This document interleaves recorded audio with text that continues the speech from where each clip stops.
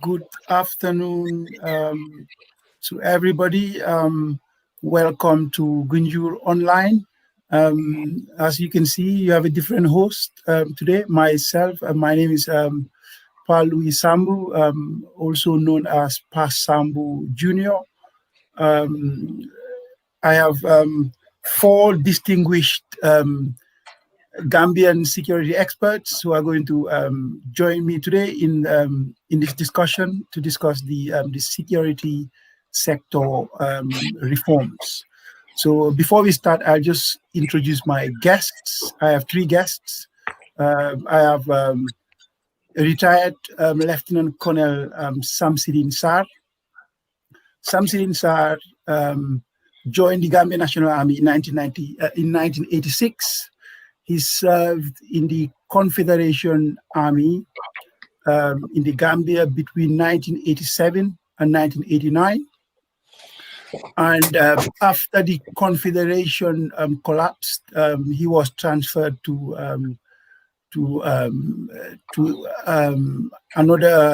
Army headquarters, and he served as a staff officer between 1992 and 1994. And following the 1994 coup d'etat by the former president, Yahya Jammeh, which brought an end the regime or the government of Sarr Kairaba Jawara, Samsidin Sarr was briefly appointed as a minister, and then incarcerated, unlawfully incarcerated in Mile 2. After that, he came out of prison and was appointed Deputy Army Commander. It was the Gambia National Army back then, between 1996 and 1998. And in 1999, he was Army Commander. And he subsequently left the Gambia and went to the United States and was reinstated back into the system by ex-President Jammeh and sent to the United Nations as a Gambian, as Deputy Ambassador to the United Nations, where he served between 2015 and 2017. Welcome to the program, Colonel Sarr. Thank you very much. Thank you. Okay, I move on to my second guest. My second guest is ex-Assistant Inspector General of Police, Ebrima Chongan. Ebrima Chongan joined the Gendarmerie. He was part of the first intake of the Gambia Gendarmerie in 1982.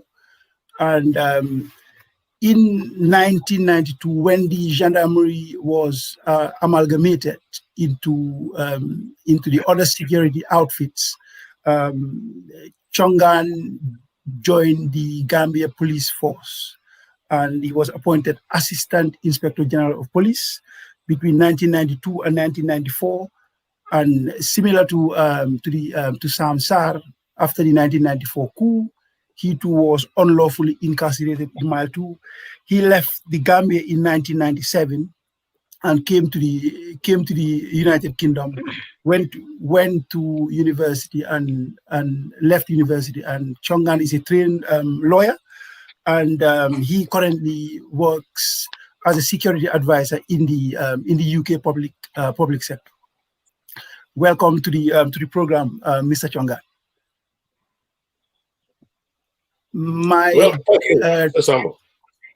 The third guest, which is the final, last but not the least, is Sulayman Jeng.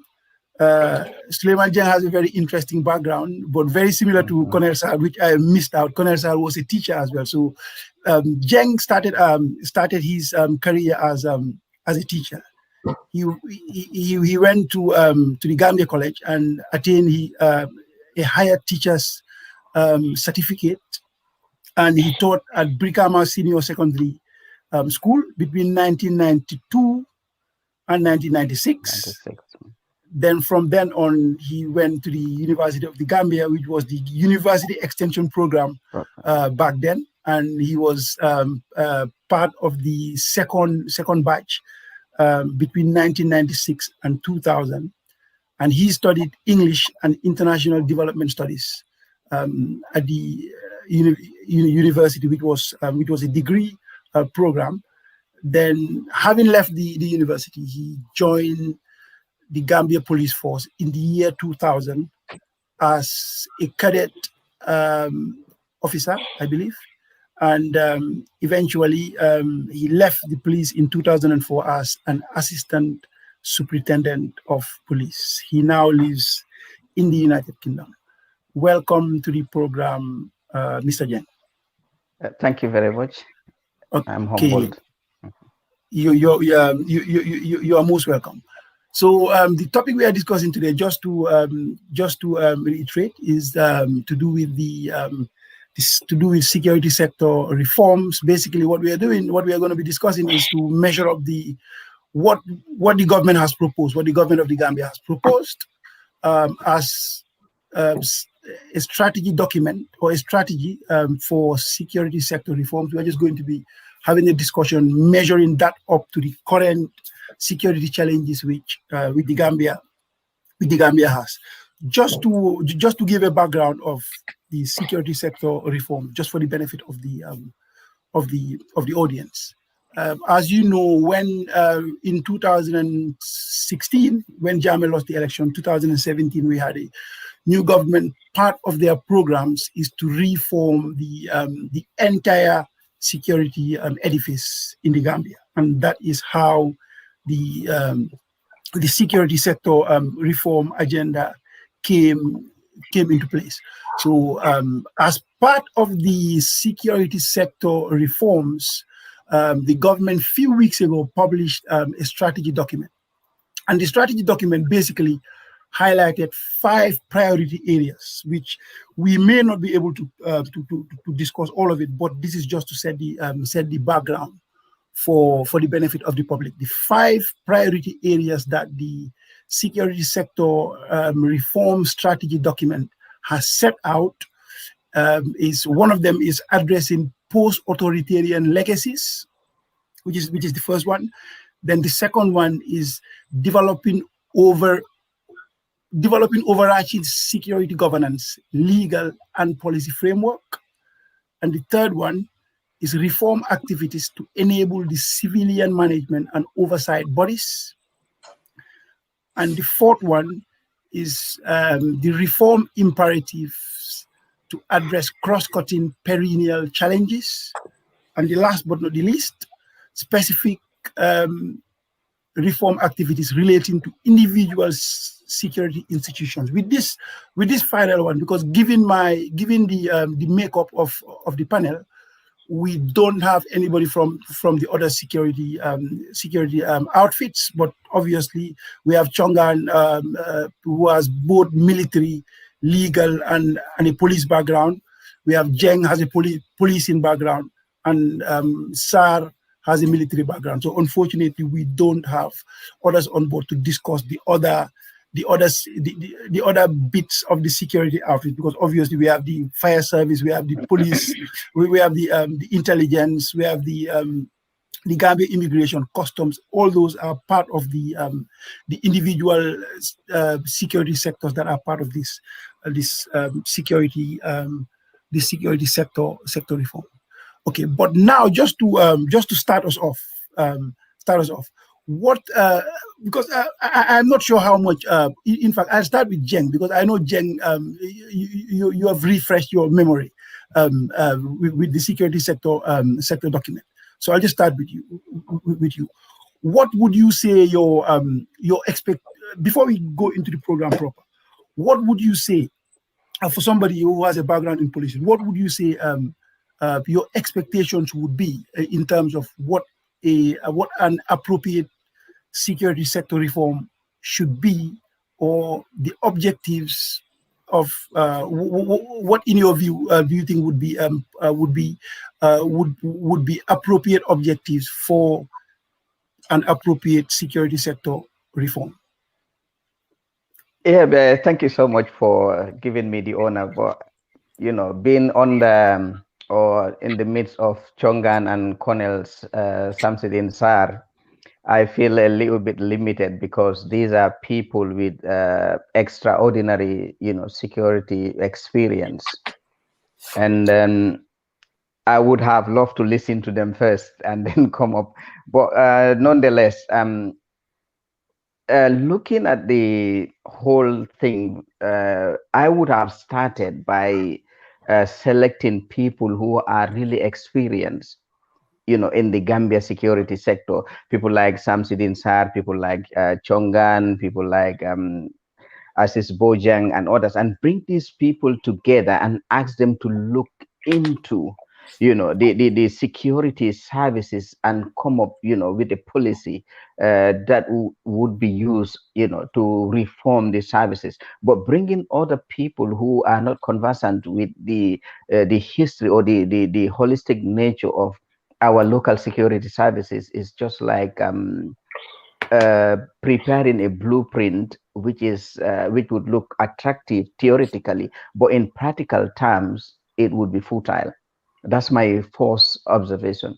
And then the second one is I would have used the historic background and the transformation of the security services from colonial period up to dictatorship and post-dictatorship, and then use that as a background to draw the policies.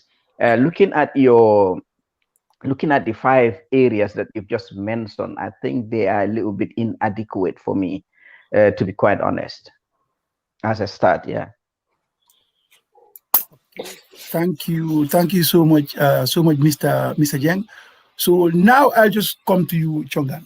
Well, you have a very interesting background. Well, clearly coming from the gendarmerie, you would have had a mixture of policing, a mixture of prosecutorial, and a mixture of military, some military element to that, and you have served at the very top of that in the Gambia, which is pretty much number 2 from the police chief.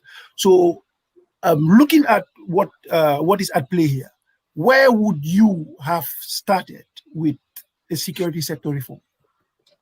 Yeah, thank you, Louis. I think we have to understand something has to be very clear. Every country has your unique circumstances. We had an authoritarian regime, but we are not from a war zone like Sierra Leone or some other countries in terms of reform. What we had, we had some laws. The Gambia, the armed forces were governed by GAFA. The police are governed by the Police Act. So we have the laws and the template. Our problem, what happened is, over a period of interference during the authoritarian regime, standards drop, and so many other things happen. So if I was at the beginning, I think Saul has mentioned part of it. What you needed to do, it's a new government. You might not like Chongan, you might not like Sarr or anybody, but go and get a group of officers to sit down to look at the problem. I mean, if it was me personally, first of all, what I would have done is, once I have a task force, we will go about, first of all, and have a forensic audit of our security forces, like to understand forensic skills audit, to understand the skills audit within when I say law enforcement, I mean police, I mean custom, I mean fire service, I mean immigration, I mean the National Drug Squad, and also when you come the armed forces. And then every country, you decide, you look, okay, in a democracy, in terms of your budget, what you can afford, what you cannot afford, what is your threat. And based on those things, you start to recalibrate your forces. I mean, if you look at this report is just some guys from the UN, etc. They're just using nice words, etc. But after 4 years, what have we achieved? So there are some fundamental issues that needs to be addressed. And also, as a country, every government that's in power, you need to decide what type of security forces do you want? Do you want a professional security forces, or do you want business as usual from what happened in the past? So at the beginning, in my own view, I think some steps have been missed, but nevertheless, it's not too late. You see, in post-authoritarian or post-conflict countries, one has to be very careful. They bring in a lot of experts, and those experts are not vetted.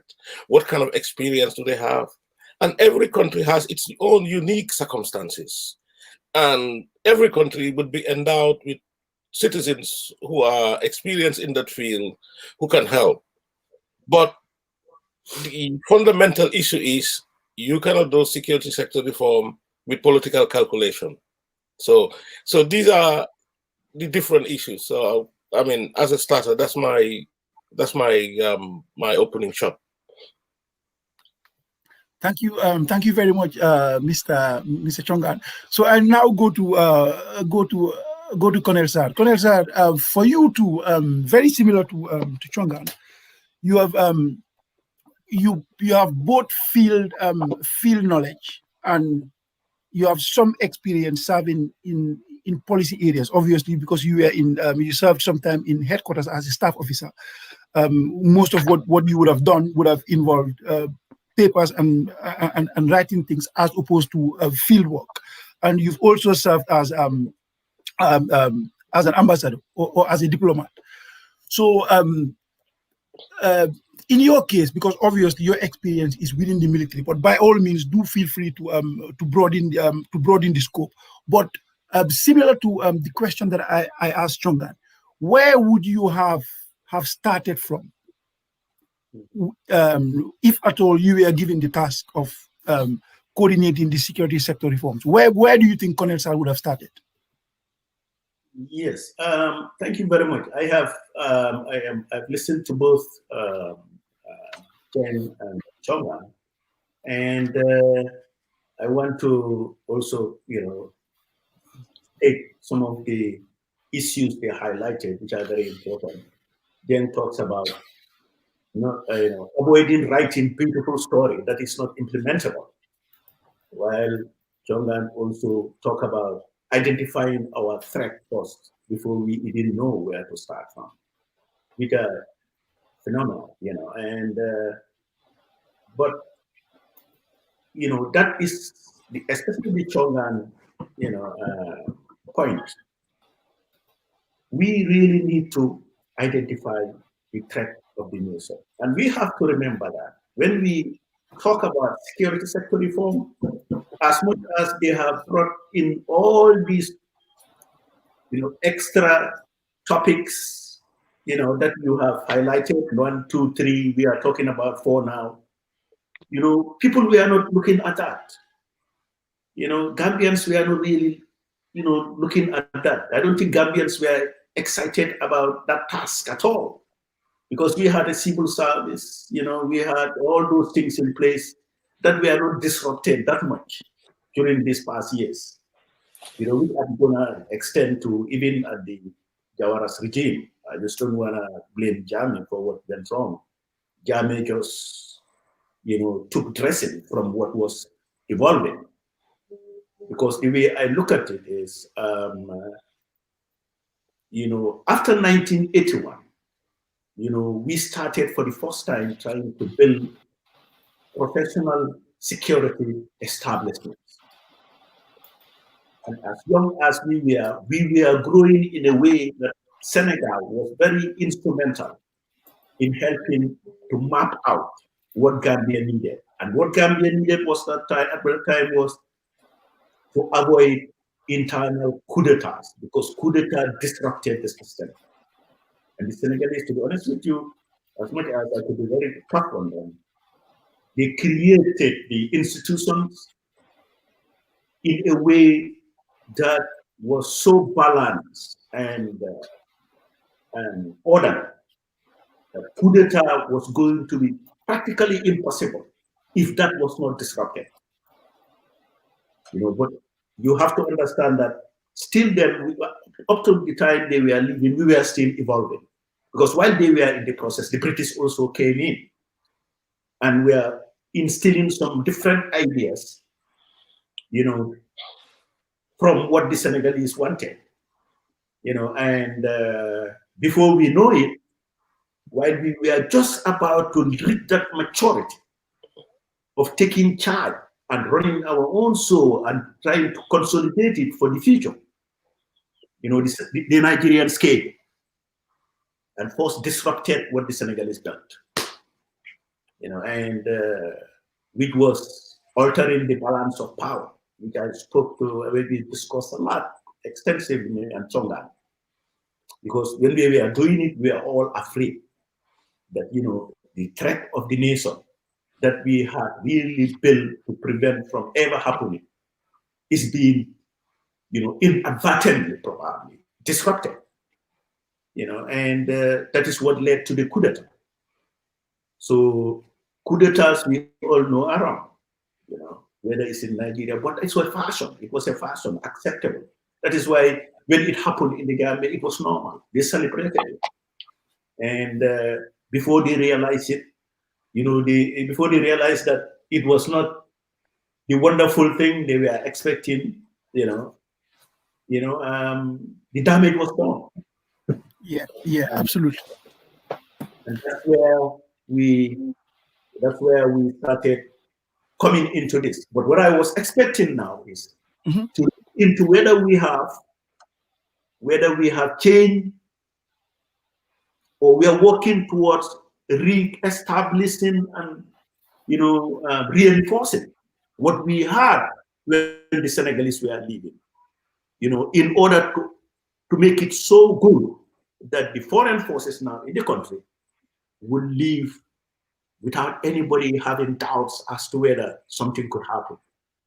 But this paper they brought in, I don't see it implemented in the next 10 years. And people will still have questions about whether these forces are ready to take charge and assure the Gambians that there wouldn't be any disruption if there are foreign forces in the country. Yeah, okay, I'll just stop there, and I don't know whether.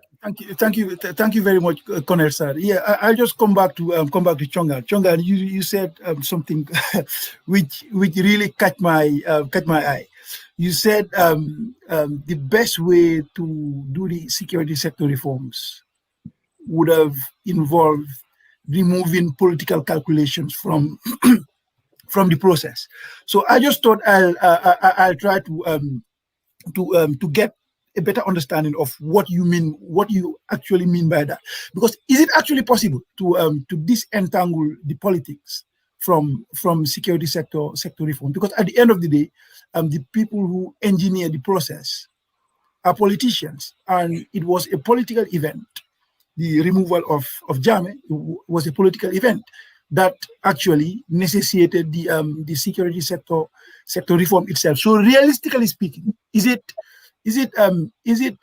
feasible to remove political calculation from the actual process?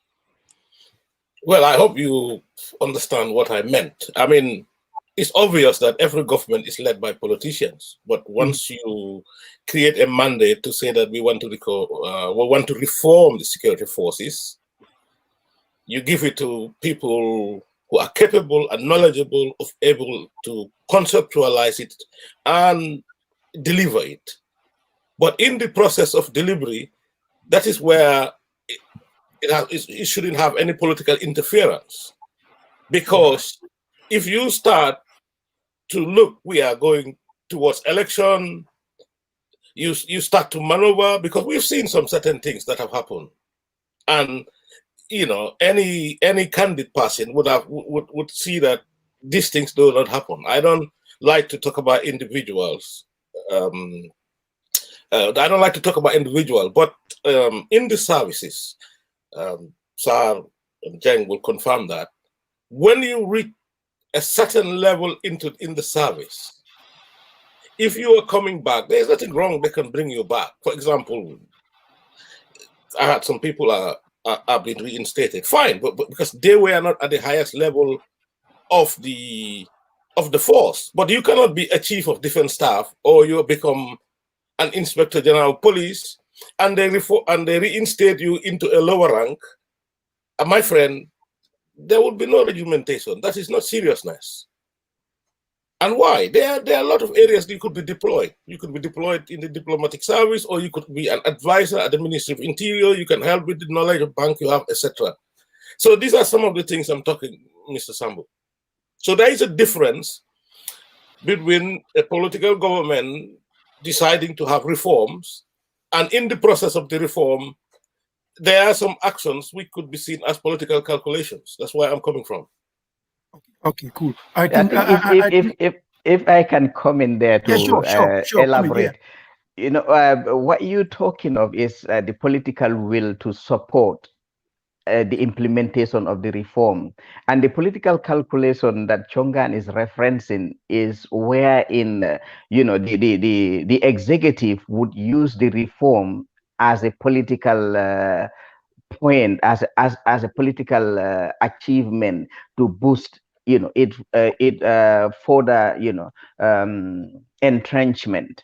Let's say, for example, you know, the launching of the security sector reform, you know, it comes across as a political boost, as a political willingness, as a political commitment to change the security sector reform.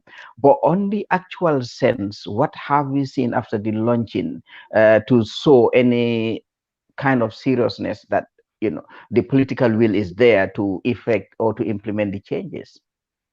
So like we stated, you know, to reform, of course, I agree with Chongan. We have not come from, you know, a war zone, but because of our political experience on the Jammeh, especially, let's say, the last 10 years of his reign, has almost, you know, thrown the Gambia into that political, into that war, you know, atmosphere, because people were arrested arbitrarily, people disappeared, you know, people were appointed and dismissed at random, you know, people were molested, you know, people were, you know, manhandled. So these are symptoms and signs that you can see in an anarchy or in a war zone, wherein people can be killed, you know, without any repercussion. People can be abducted, and anything can be done to them without any, you know, justice meted out to the perpetrators. So that has existed.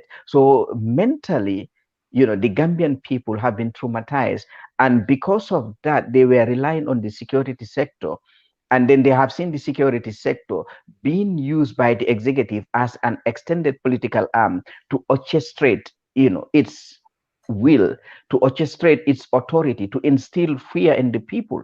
So mentally, you know, the Gambia was at war, you know, looking at the security sector.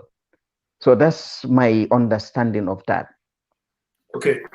Yes. Can I think I get it. Just 1 second, Connector, because there was this question that I wanted to slide in, but I think I'll pass it over to Jeng, because you obviously you have left the force much more recently than Chongan and Sarr. Because I am particularly struck by this, because I don't think it sits right, but I'm not sure what your view is. The fire service and Gambia Revenue Authority, should these two entities be part of the security edifice, or should they just be entities of their own, support entities or essential service entities, and not necessarily security entities in the true sense of the word? What do you think? Well, I've seen Chongan raise his hand. I would let him go first, and then okay, yeah, next. Sure. Well, I mean, Palui, you are here. Typical example, HMRC. We have border force, which HMRC and border force are working, and the fire service are part of law enforcement, what we will call internal security. So fire service has a specific role in obviously policing fire, not only fire, but safety, etc., and evacuation, etc. But the revenue authority because you know the revenue authority is part of it is custom, and part of it what was called, I don't know, tax office or something like that. Income tax, yeah, income tax, yes. And they came together. But the custom function would have some bit of law enforcement, because they would be at the border points. They could be seeing fraudulent goods. They could be seeing even drugs, etc. And they would be involved in law enforcement, in investigation, etc. So I don't think so. I think that's fine, so long as the parameters are clear. We are doing it in the United Kingdom, because HMRC, traditionally, I think what happened in the UK, because before HMRC is how much is this revenue and custom? So it's the tax and the custom that they brought together. Yeah. I think traditionally, when we talk about security, the main components that comes to mind quicker are the police, the immigration, and the military. These are the three traditional security services that always comes to mind when people talk about security. Of course, customs and prisons are essential services, but they do not kind of come in the public domain when you speak of security services, as does the police and the army. But I do agree with Mr. Chongan that they are essential security components, but their role is kind of complemented. For example, when the custom and exercise, arrest or seize fraudulent goods, they have to prosecute them. So I'm not too sure, and I've never experienced where during my services as a police in the Gambia, where the custom had taken, suspect and prosecuted them at the course of laws. Usually, these people are brought back to the police who would do all the, investigation, the paperwork and the prosecution. And I think that's my point on that. So Okay, I'll leave it to me. Yes, Yeah. yes. Thank you very much. Okay, I'll bring the same question to you, Colonel Sarr, and you can tell me what you think. And there was something that you wanted to say as well. You can combine both together. The floor is yours. Yes. What I was just gonna expand on that question. When you ask about with Chongan, was saying, he talked about separating the political will from the security, security outfit, which you ask how that could be done. That was the question. And my answer to that is the best way to do that is to create a security or create guidelines, standards that are to be followed rigidly and effectively. Like this, Chongan always talks about the Senegalese force, which is true. That if we were to adopt this international standard of basing promotions on merit, giving soldiers at whatever rank they are, tests, based on generalized standard. Even there's a kind of rank, like I think it's from major to colonel, that before anyone is promoted is to face a board,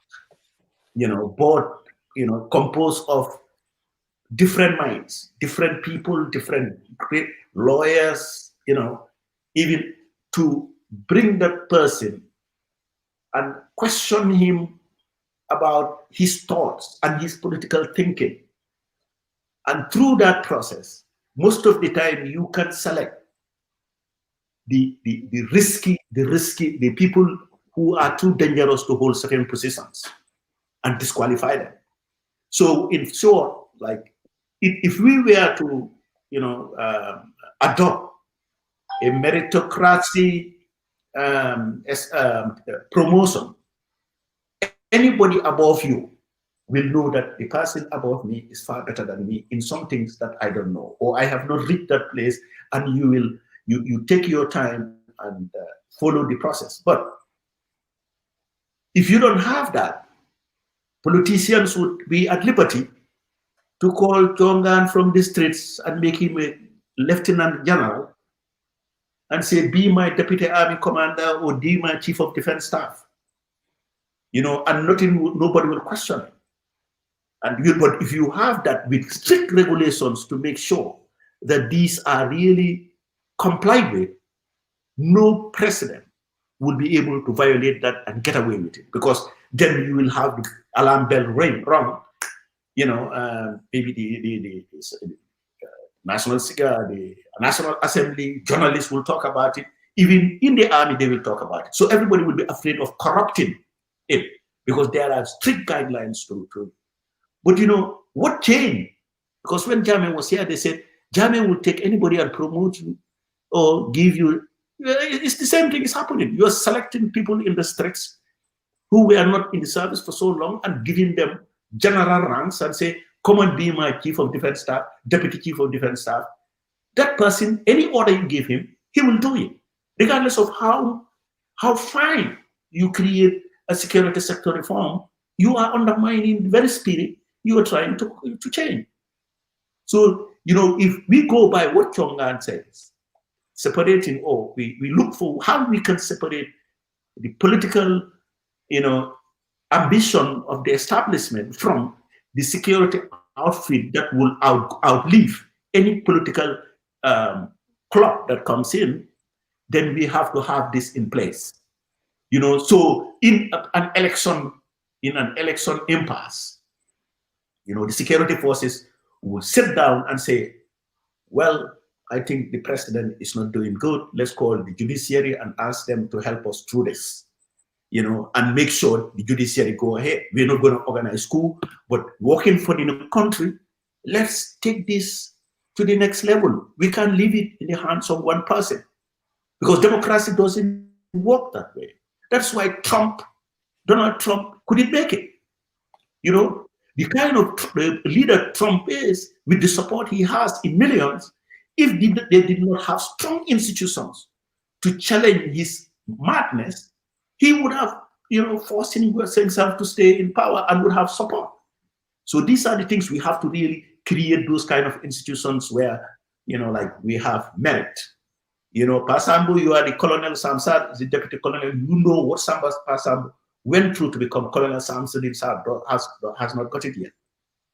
And when you go through, you know, when you are tested twice and you fail, they let you know that you are not capable. We are not going to sack you, but we'll give you a side job that will remove you from the command structure. But you are not going to be promoted, and you will salute the younger ones who came and passed this test, regardless of how old or how long you have been in the service. When Jeng comes and pass it, regardless of you were the major yesterday giving him orders, he will be the lieutenant colonel, and you are to listen to whatever he says. So if we all organize the security forces this way, we will have a perfect system that will really disallow the political establishment to take control of the security services. I don't know whether it makes sense, but this is my point. I think here you've reminded me a very crucial element. Yesterday, I was having a conversation with a colleague, and the person said, you know, the best way to, you know, enhance our democracy is, you know, enriching and strengthening our institutions. I turned around and said to this person, you know, you cannot divorce the human resource from the physical, institutional, or, you know, the legal institutions, because it is the people that make the institutions. So if the people's attitude, you know, and like you said, forensic intellect or capacity has not commensurate with, you know, the ideals of the institution would always collapse. Let's look at the police, for example. You know, it is the executive that appoints the Inspector General of Police, and it is the executive that dismisses the Inspector General of Police. So, but where there was an instance where the executive, in as much as he or she can appoint the Inspector General of Police, but cannot at will dismiss the Inspector General of Police without going through due process, like in the Parliament, wherein, you know, National Assembly members would sit to check and to authenticate whether it is reasonable to dismiss the Inspector General of Police or not. Then that would help to enrich, you know, building that structure wherein the police can be independent and could be free from, you know, external influence, such as the political executive. wherein, you would hear, oh, go arrest X or go arrest Y. And then when they come to arrest you, they cannot tell you any reason why you are arrested, but they would say it's an order from above. If that is in place, the Inspector General of Police could stand and say, hold on a minute, why should I arrest Y or Z? I am not. And then it would also embolden the Inspector General of Police to make certain decisions to effect, the security sector reform. Because, when you look at security sector reform, most often we just think of maybe moving Chongan from serious crime, taking him to fraud squad, or moving him from Banjul to Basse. That does not reform the security sector. You need to understand, like Chongan stated, what are the core threats?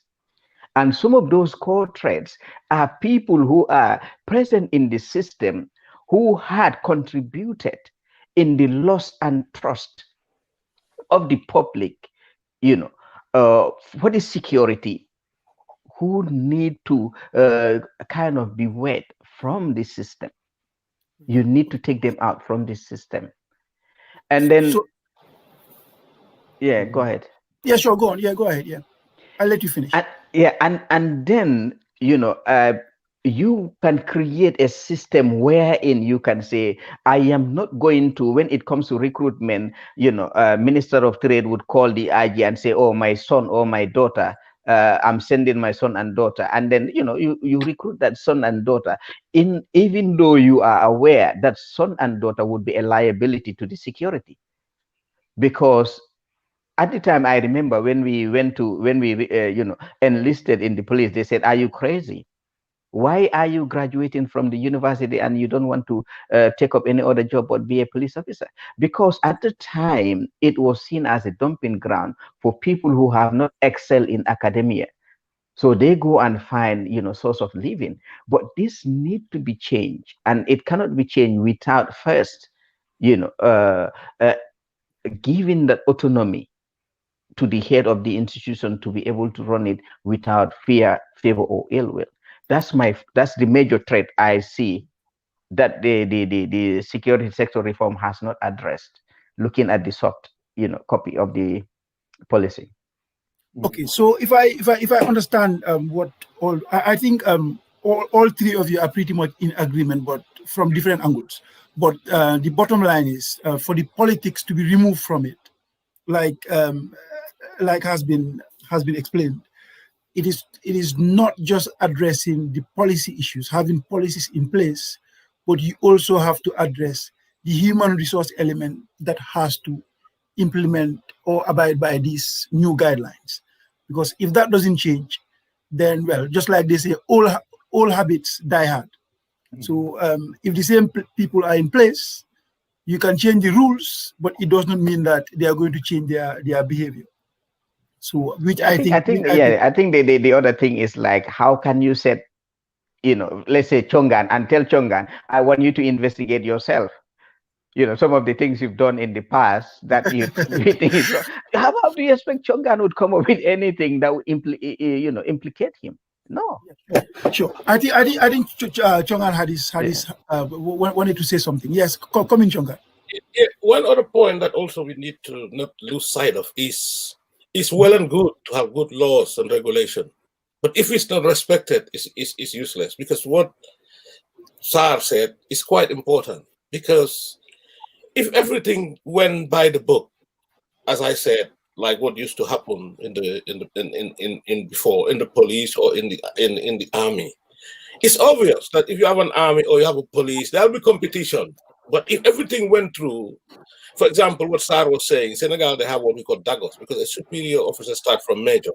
So you have to get diploma d'aptitude or grade d'officier superior. You have to get a diploma to become a superior officer, and where you do a course, you are interviewed not only by the military, etc., which is well done and good. But when we are contemporaries, and that is where you start to see the break. The people who are not capable will stay behind, people will move. But you will go to a state where it's always going to be political.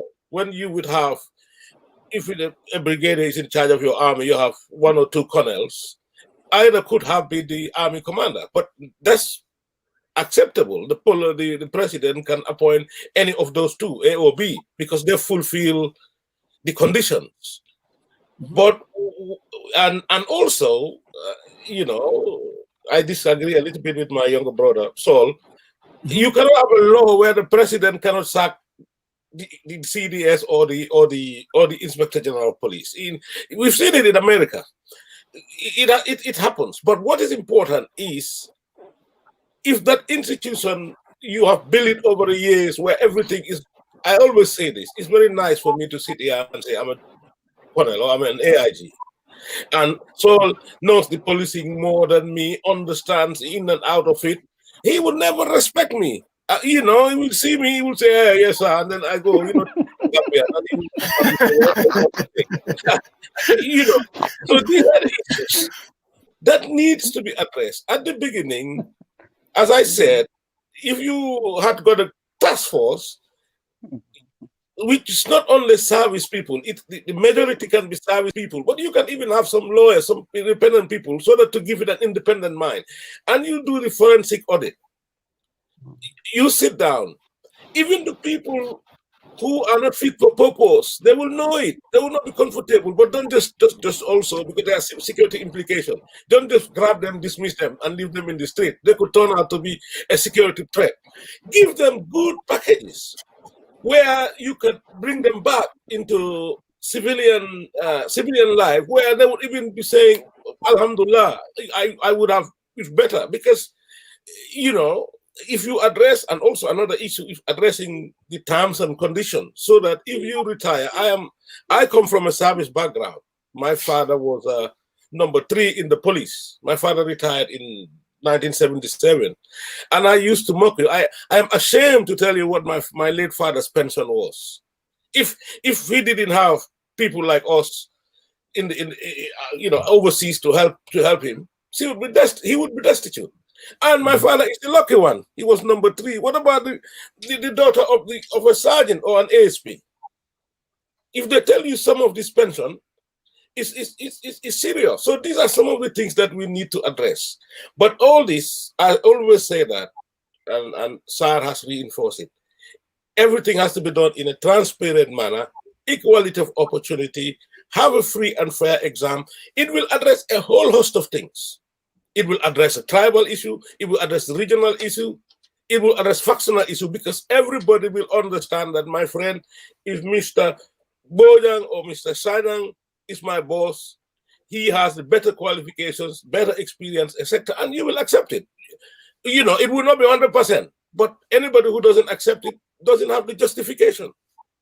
Yeah, can I? That's a good point there. Yes, Connect. I come to you. I think the question that I am going to put to you is very similar to the point that Chongan has just raised. Because in the security sector reform, I've seen that they've put something like there are plans to conduct human resources audit of the Gambia Armed Forces, but the focus is not to address the quality of the human resources element, but the focus is to right size. So it is more of an exercise focused on quantity as opposed to quality. Yeah, I'll let you comment. What do you think about that? And you can also add in the point that you wanted to bring in. Oh yes, that's very important. I want to talk about two things that, you know, will kill you guys, like kill 2 birds with 1 stone. Chongan talk about the issue of putting the right person in the right place, and how to do that was the challenge that we talk about. I want to talk to him about that. The challenge, you know, show that the right thing is done, and I told him, look, you know, when the Nigerians came, they identified that in the army, in the armed forces, in the army, that, you know, the way the classification or the ranks are arranged, it was not based on merit, but first come, first serve, which was also undermining discipline. It was undermining everything. but we were still not yet independent. So we depended on them to tell us what to do and what not to do. They came, they put us into a test. They had results and say, okay, this is it. But we are not ready yet. We're going to continue training because they wanted to stay longer. I told Chongan, we talk about it. In fact, we shared ideas about how we could approach the Gambia Armed Forces reorganization along those lines. And the best approach we thought was to, first look at if you want to downsize the army to a professional, disciplined, and well-trained army, you have to upgrade their standard of living. I remember Dogonyaro, I think it was in 1990 or 1991 or 2, came to the Gambia and made a remark that within a short time came to bear the fruits he was talking about. And he was like, there are two presidents in West Africa who are very cheap when it comes to security. And they are Joseph Momo of Sierra Leone and Sada Rajawara of Gambia. These people think security is cheap and they don't understand it. Before you know it, Momo was overthrown and next Jawara was overthrown. You see, soon after the ending of the Confederation in 1989, we were all taken aback. We did not expect it, and shocked that Confederation is ended because it paid well, and we all love the presence of the Senegalese here. And the Senegalese used to tell us, look, we are being paid the same kind of money in our country. The Confederation, little difference. So when they left, that was the first time we could have gone into a security sector reform and trim down the army based on merit, upgrade our pay to that of a Confederation. And we will be okay. Nobody will think about coup because you live a decent life. And what Chongan said, you don't want to, when you retire, you are going to retire, well, and not with a chicken chain that can barely feed your family.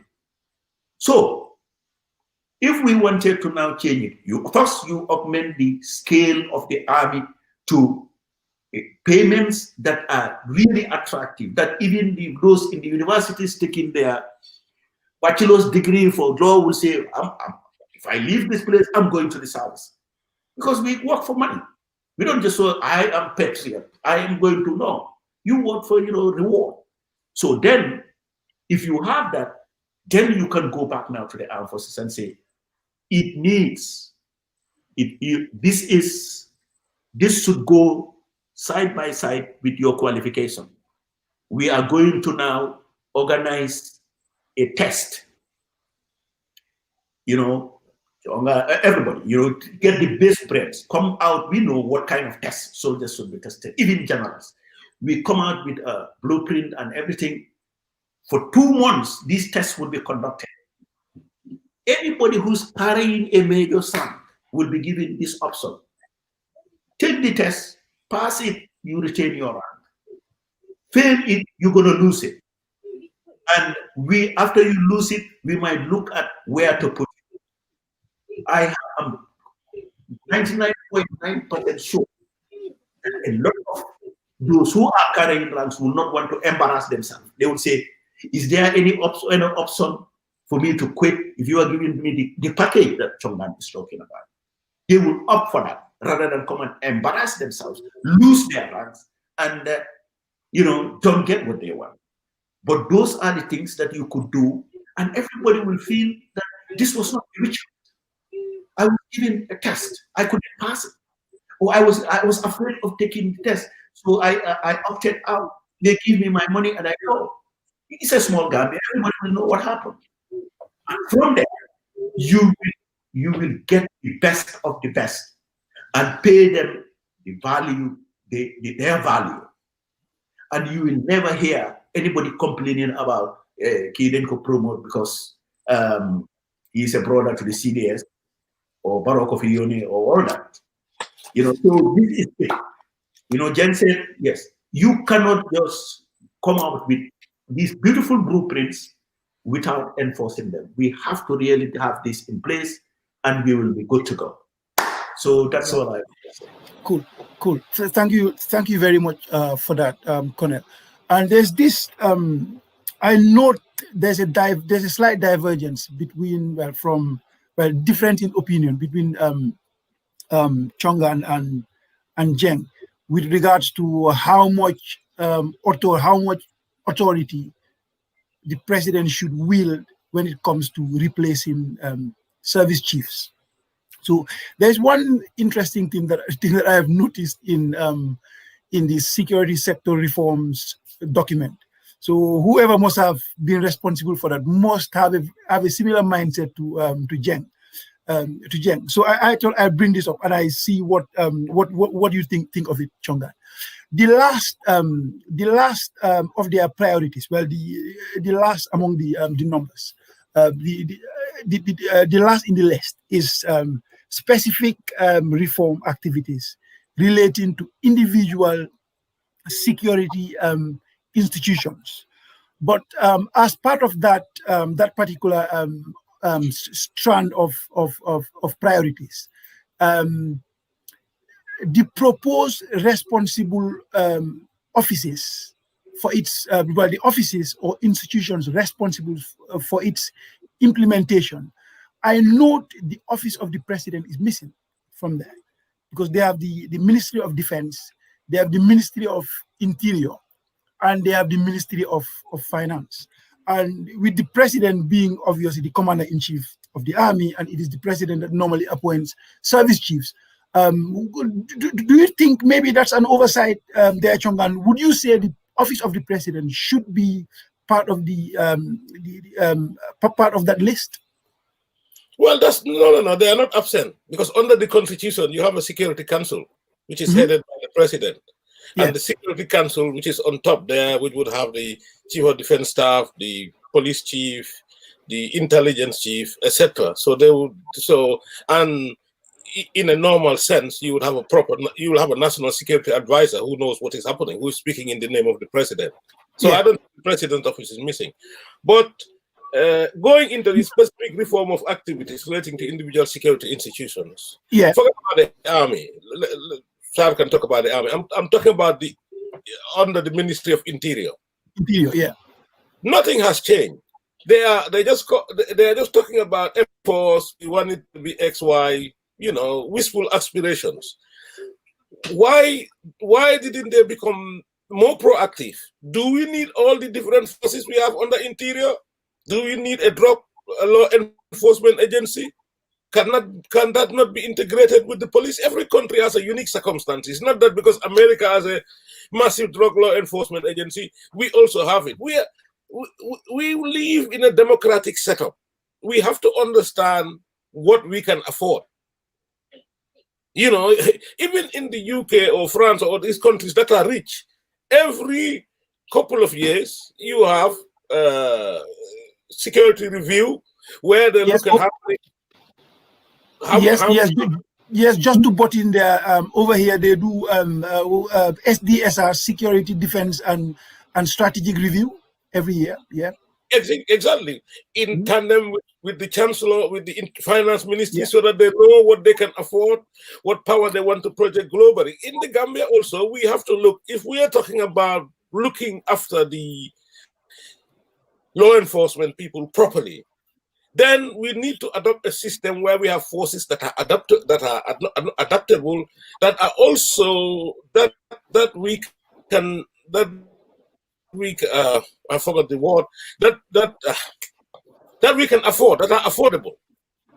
So in the Gambia, I see under Interior, because you got to understand our history. For example, immigration can be under the Inspector General of Police. You don't need different service heads. There are a lot of different forces. Look at how do you recalibrate it to project a modern dynamic.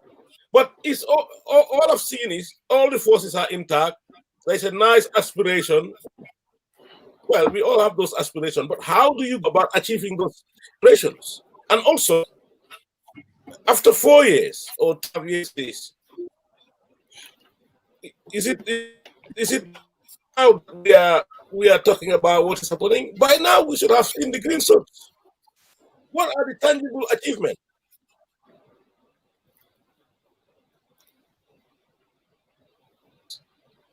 It looks and it's like we have, important, like what we are saying. Has it come back? it looks like we are losing Chongan. Yeah, breaking up. Yes, your line was breaking up a little bit. Yes, you are back. Okay. Yeah, I don't know whether you catch what I last said. What I said that we needed to holistically look at all the forces on the interior to find out, do we need to recalibrate some? Do we need to find out a way of, command, etc.? So these are important things, because if you want to have a good package for the armed forces, and this is same relevant to the army, it's not about numbers, it's about numbers that you can afford and you can look after. And one point that I always, Sarr alluded to it, you need, our biggest threat, let's be honest, we are never going to fight Senegal. Our biggest threat is more internal. We need to build a security architecture that is coup-proof, as high percentage as possible. And you need to rethink how you redesign the forces so that whenever the foreign forces leave, there is an architecture where you don't have one section that had a monopoly of weapons, etc. They will just roll in and overthrow. We have seen what happened in Mali and other countries. And Gambia is no different. And I don't have no trust in ECOWAS. Tomorrow, if a soldiers march in and seize power, nothing will happen. They will negotiate, they will say transition government, blah, blah, blah. And we have seen what has happened. So this is a very, very important thing that needs to be addressed from now. And, you cannot have foreign forces forever. Every country, every serviceman should be proud to look after their own country, to feel, etc. We went through this in 1989. In as much as we were shocked, it was difficult. And we knew, as Sarr said, we've discussed this because we saw the danger coming. I remember there was a seminar in April '94 at the officers' mess or somewhere in Newtown, and some of these issues were raised, but they forgot about it. But at least also this was the first time we were able to be in command. So we need to be very, very, we need to look at this seriously, because this is really a ticking time bomb. You don't want tomorrow your foreign forces leave, because we are going to a position where people are becoming very hostile to foreign forces. At some point, it will be untenable, it will be mission creep, and also there are political realities. There's elections happening in the sub-region. There's a new ECOWAS chairman. You can have an ECOWAS chairman who can sit down and say, hey, hang on, why do we need troops in the Gambia? And they decide to withdraw their troops. And suddenly we are back to 1989. And no changes have happened. It's anybody's guess. I'll stop there. Yeah, I'm sorry, I just want to come in quick before I put my thoughts are loose. I'm not even afraid of ECOWAS, coming out one morning and say, let's withdraw our troops. I am more worried about the financiers of the troops in the country, which I understand is still France. That France is paying the cash. And I know they may have some reason for doing that. I try to speculate all kinds of reasons. But somehow, that is not even safe. France can turn around one day, especially under this global economic fallout, and the people of France ask France what's the rationale behind paying security forces in the country, external security forces in the country that actually have security forces that could do the job, and will divert that money to more important things at home. And France can say, okay, for political pressure, they will say, I'm not going to pay that. And I don't think anybody is going to step up and take the tap from France. And that, and I am, there the danger is an abrupt withdrawal. Gradual withdrawal, just fine, knowing that, well, smoothly these guys would be leaving. But if they just do what they did in 1989, we just got up one morning, and I remember the sergeant at my lieutenant, we are told to get up ourselves and we are leaving. And we were all shocked, and we didn't have any game plan because the government, nobody knew what to do the day after.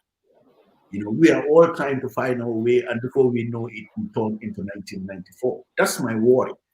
Whatever it is, we should start looking into building something fast and consolidate it. Because when we change, it takes probably another 2-3 years to familiarize ourselves with what we have created. But we haven't done anything. We haven't done anything. It's just the same thing, the same process and all that. It's just paperwork now, and the paperwork is not satisfactory. Because what I thought was, when they were presenting this paper, that they will say, okay, now based on this, this is the major achievement. Daytime or this time that ECOWAS will leave, and this is the way we are going to do it. But we have not said anything, and it is unsustainable. So this is what I wanted to add to. Yes, just that's an interesting line there, and I let Jeng come in because he's been quiet for some time.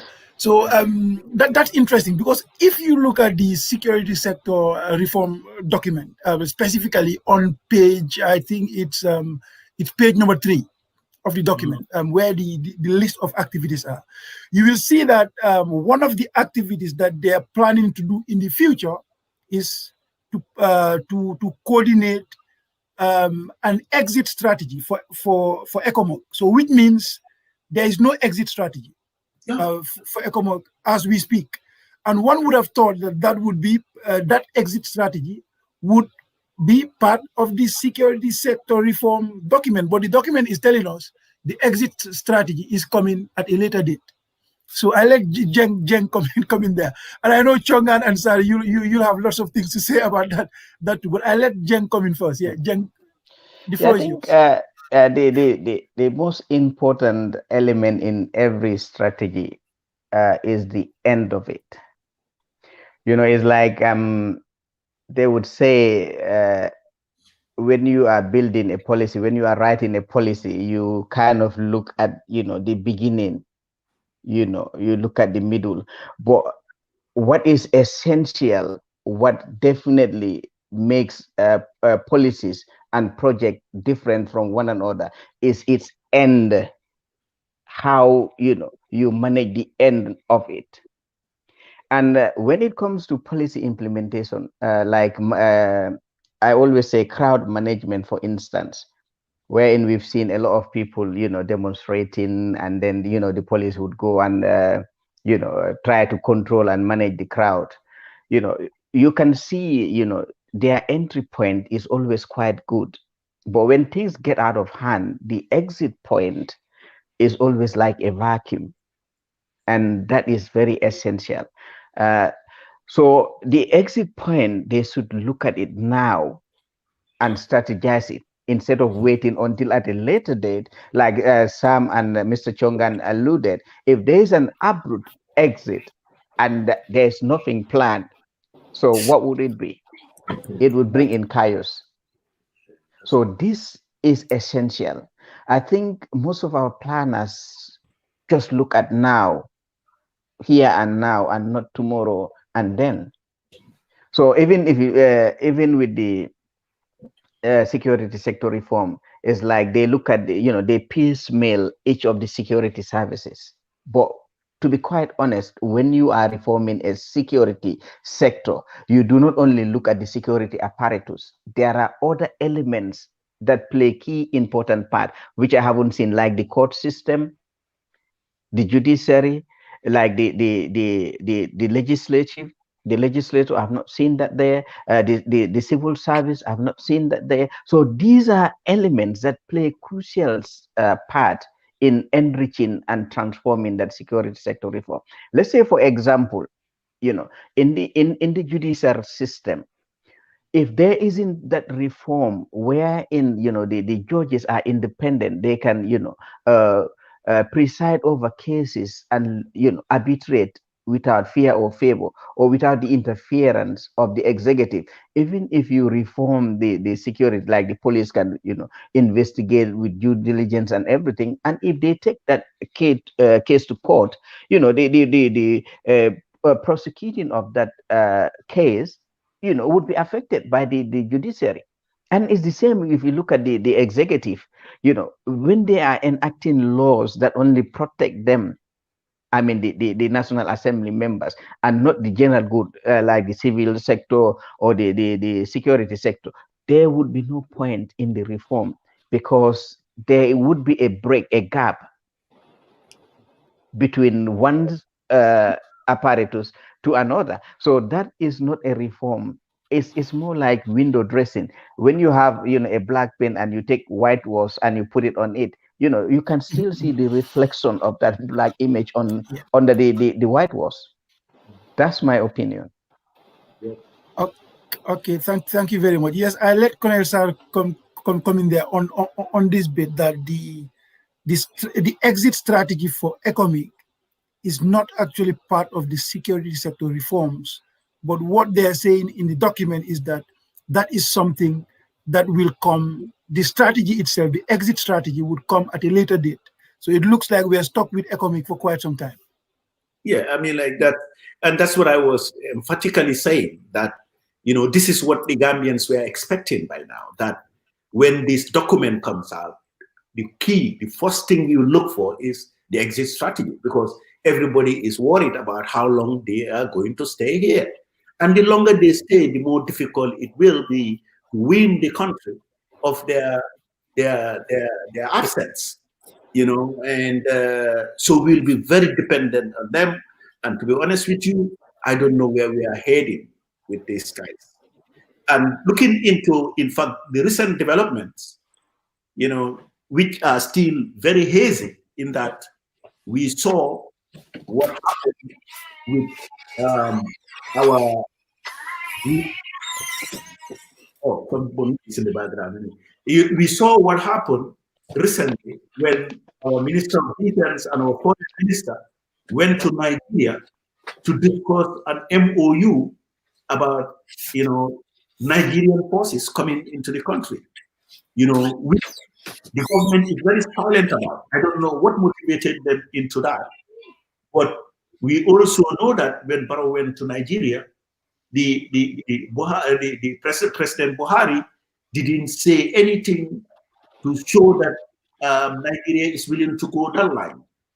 So what happened? I mean, you know, this creative negotiation in the background with Jawara did to bring the Nigerians in 1992, thinking that they could secure him forever, might be the same mistake they are committing again. So, but this is all because we are not honest in the way we are approaching this security sector reform. If we are not, we'll be going behind the walls, trying to map out things when we are confused or when we don't know where to head. You know, but definitely what happened recently, really concerned me about why, you know, like the Gambia is going to Nigeria to have an MOU, a defense MOU, that they are even afraid of telling the Gambians about, you know, but the Nigerian papers are picking it and publishing it, and we are reading it. You know, this internet wall, this, you know, this digital wall, those things, you can't hush them up in the background. And yeah, so that's my concern. Absolutely. You are going to yeah, go ahead. Yes. No. I let you finish. Yes. That's basically what I wanted to say about this. I think we have the blueprints. We just need the right people with the right fortitude to come and sit down, map it out, implement it, and I think it could be done within 6 months to create what I am visualizing in my head. We've talked about it several times, me and Chongan, but you know, you can't give it to people. In fact, people cannot just take it from us and do it without knowing what we want and how to approach it, because either they lack the experience or the knowledge to do it. I always refer to, the earlier days of the coup. Jeng mentioned here the last 10 years of Jammeh, was what really showed the Gambians the bad side of a military regime. It was a military regime, but for some time we were around Jammeh. We talked to him and put sanity in the system when we think we are straying, and we were very reasonable with him.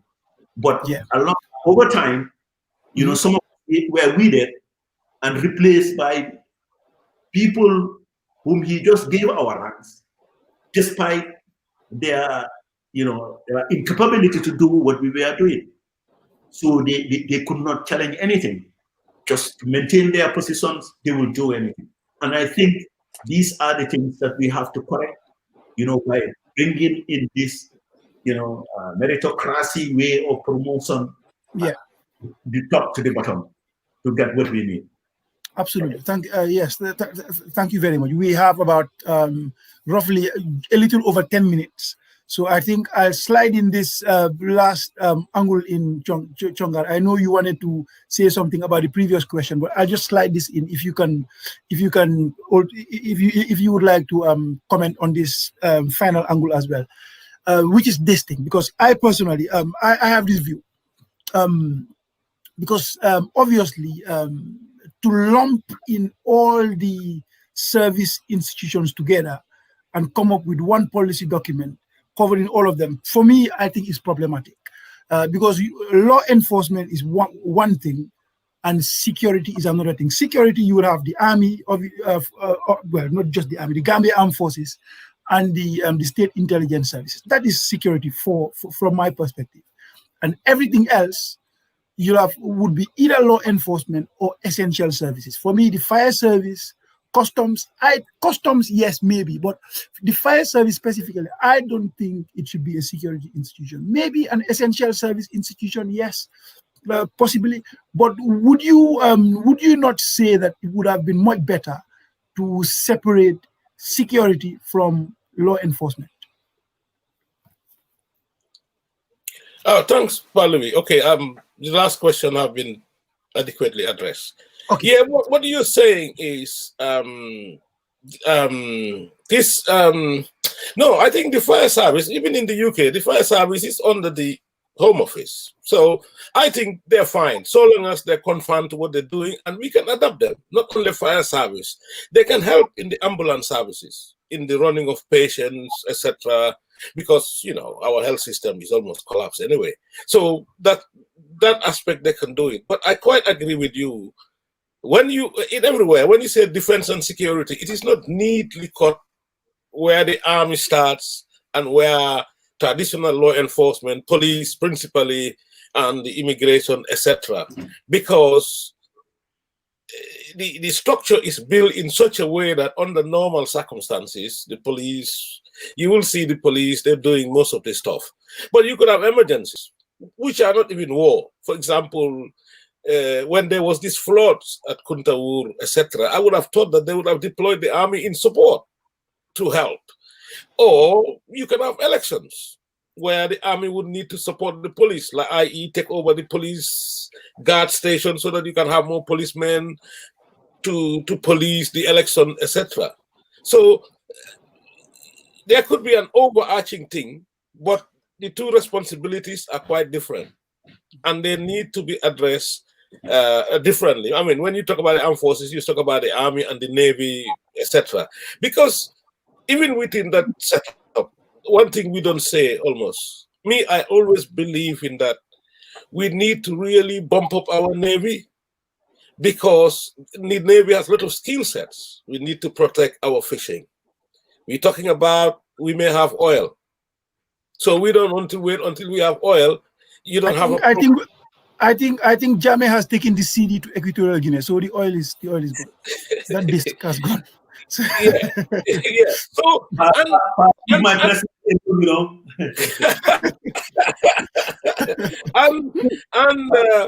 and the army should really be skill set.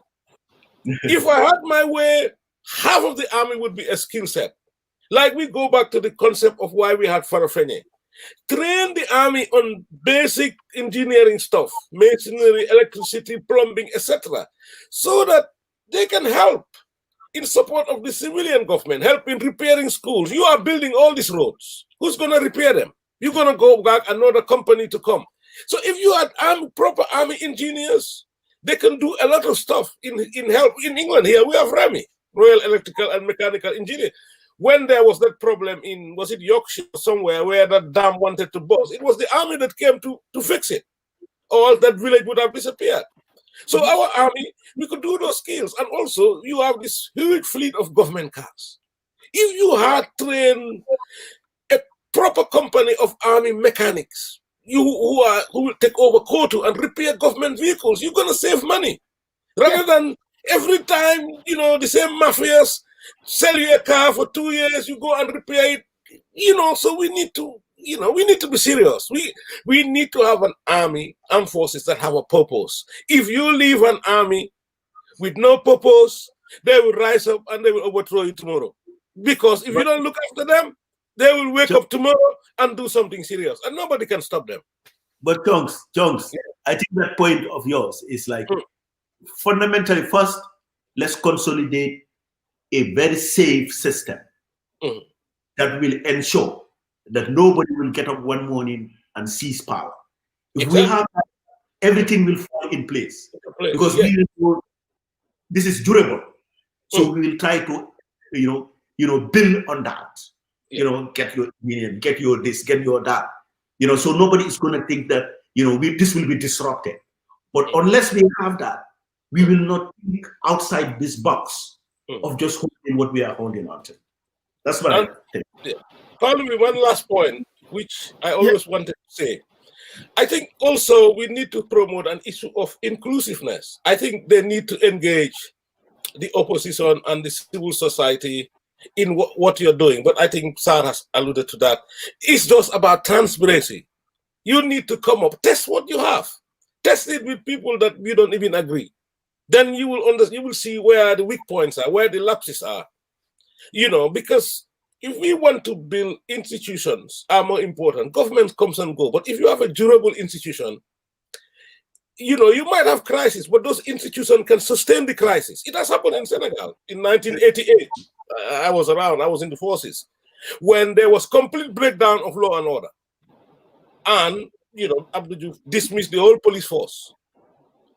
You know, and the army regrouped and they spoke and they solved it out without a coup d'etat. Their forced transition in 2000, when Abdou Diouf was losing, many people talk about this great democracy, but it was done by a general, General Cisse, whose mother is from Gambia in Nyomi. He is the one who told Abdou Diouf, my friend, you got to call Laiwada. You've lost, because he was the interior minister. But he was a seasoned general, and he knew what was going to happen. So these are the things that I dream for my own country, to have those seasoned officers in the police, in the armed forces, who are Republican, you know, who for them, you know, is country force. But you can only have those officers if they are well trained, well looked after, and they are aware of their roles and responsibilities, rather than everybody is just there going to work for a pass and go home. You know, absolutely. I think we have about 5 more minutes left, so I think we can start. Yes, we can start wrapping up now. So I'll start with Colonel Sarr, then I'll come back to you, Chongan. Then I know, Jeng, you had a very steep hill to climb at the start because I came to you first. So I'll reward you. You can wrap up last. So I'll start with Colonel Sarr. Final words, please. So this is final words time. Okay. Thank you very much for inviting me, Bob. I'm very glad. And also I thank the fellow panelists, and I learned a lot from their ideas. Beautiful. I wish we could be doing this, more of this. And I also want to seize this opportunity to make a point about what happened. I don't know. This is off the topic, but I want to base this and anybody who is listening to tell them that everything that Malo Kante said about my torture was not true. He was lying. He was never tortured, and he is a habitual liar. And I still don't know why they brought him to the TRRC to see those gruesome things. I wanted to play out that, and I'm very happy to have a program over this to show you why I think this was a bad subject brought against me, and not necessarily bringing a victim of the past regime, as said by the TRRC. Because after all, the Farafenni attack was, according to them, was not part of their mandate. They were supposed to start with the Ghanaian problems this last week, and all of a sudden we saw these guys on TV, and I was shocked that I was part of the topic, and in a way that is really not my character, that has never been part of Sarr. And everybody who knows me and is being honest with me in the army will know that I was a decent officer. I don't condone torture because I saw it done at mile 2. And in fact, I stopped the torture when I went to NIA. He was not beaten, and I have not seen that. And I wish they could bring Sulayman Sarr, who was the third attacker. He was more eloquent, he is educated, and he knows that Sarr helped them. I fed them, gave them everything they needed, and not touch any of them. So I thank you very much. I know this is out of the topic, but I would love to have a special program and we go through what this gentleman was saying, or this idiot was saying, and we crash it down. So I thank you very much again. Coming back to this security sector reform, I think we have the blueprint, we have the ideas, we can correct the system and get it done very well. Leave the politics aside, but we are also some kind of taboos now in the system. I would say, when I call somebody, I'm here quarters now, I say, it's Sam, he will change his number tomorrow. So that's it, thank you. And I'm glad that I did not read the document, and because I knew that it didn't bring up what I expected. What you have highlighted, most of the points which are very important. And, Jeng also, I think he's a potential game changer if he could be absorbed into the system and help. So thank you very much once again. Thank you so much, Colonel Sarr. Yes, we'll go now to Chongan. Well, just tell Colonel Sarr that Dave said he's going to invite him. So okay, he will have to stay. As we say, but you know me, Chongan. No, I know you. I cannot see you torturing people because I was, what we went through. Anybody would be mad to get out of that and involved in torture. You know me. I can never condone that. We might not share the same ideology, but you are a decent man, and I am not a hypocrite. I say what I believe. What I'm saying is, I think we've said everything. I have said my piece before. Just to state what Sarr said, I hope people like Saul, if they are absorbed into the system, they would make a change. What we are saying, Gambia is all our Gambia.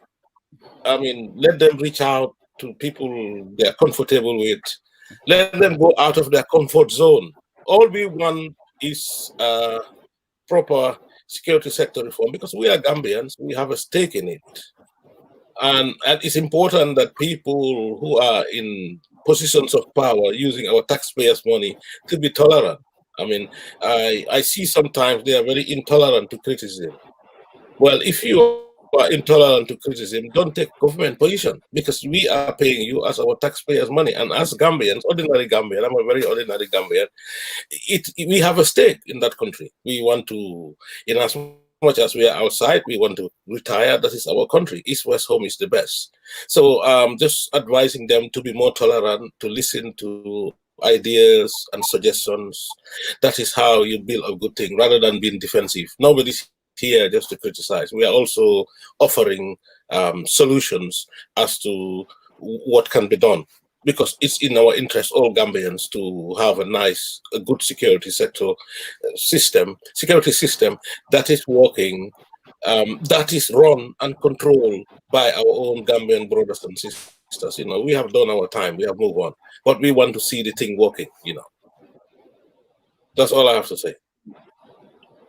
Thank you so much, Mr. Chongan. So now I just will finish up with Mr. Jeng. Yeah, I think before I give my last word, I would definitely express this. I was very surprised that TRRC has invited Mbalo Kante as a victim, of the regime. Mbalo is a person who came to infiltrate and to attack, our institution, our security institution, and people were killed, people were wounded by that, by their act. So how could that person become a victim? To me, it really beats my belief. And then it's like SRC, Esa Fal was kind of entertaining that guy, believing in everything he has said. And I've not seen him ask that man how they had tortured people, how many people they've killed, how they've wounded those people, etc. But it's like that guy was kind of used. I don't know whether he has a political agenda or whatever, but to me, Mbalo Kante's saga was just a whole lot of nonsense. Personally, that's my belief. Coming on the security sector reform, if the executive and the security chiefs are listening to this program, my word to them is they should tap on resources like Chongan, resources like Colonel Sarr, resources like Aziz Bojang. These are people who had wealth of experience, both theoretically and practically, on the security services. So they can invite them either as consultants or organize, lectures, symposium, or whatever, wherein they can tap, these resources to help them, effect the changes that we need. You cannot, like Chongan said, you don't have to like the person to work with him. You should be able to create an environment where you can work together effectively. You don't have to love each other. You don't have to like each other. It's the work that brings you together. So work effectively as a team, in the national interest, instead of loving each other as a team, because you can love each other and you cannot work well. But if you can work well, bring in the people. You don't want to work with, but use them to develop yourself. You use them to develop yourself. Like I said to Sarr, behind the doors, that I've written a lot about him. We didn't share a lot of political ideas, but personally, he is a mentor to me. When I read his book, it inspired me. It helped me develop my language. And if you look at my style of writing, you look at his style of writing, you can see me mirroring him. You learn from people. You don't have to like them, but take that positive aspect in them, take that and enrich yourself. And as a nation also, we should not exclude people. Everybody should be included, and then learn, tap from them, take the positive bits and utilize that to do. At the end of the day, it becomes your credit. Thank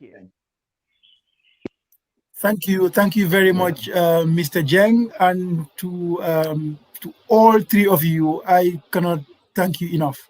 Thank you so much for coming to Gunjur Online to share your knowledge and your experience in relation to the topic that was being discussed.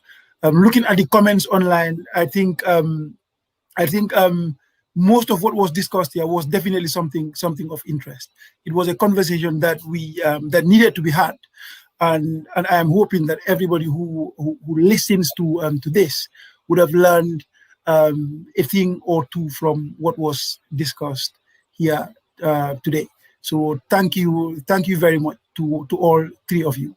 So to the viewers, this is the end, and thank you for tuning in, and goodbye. Have a good weekend, everybody. Thank you. Bye bye.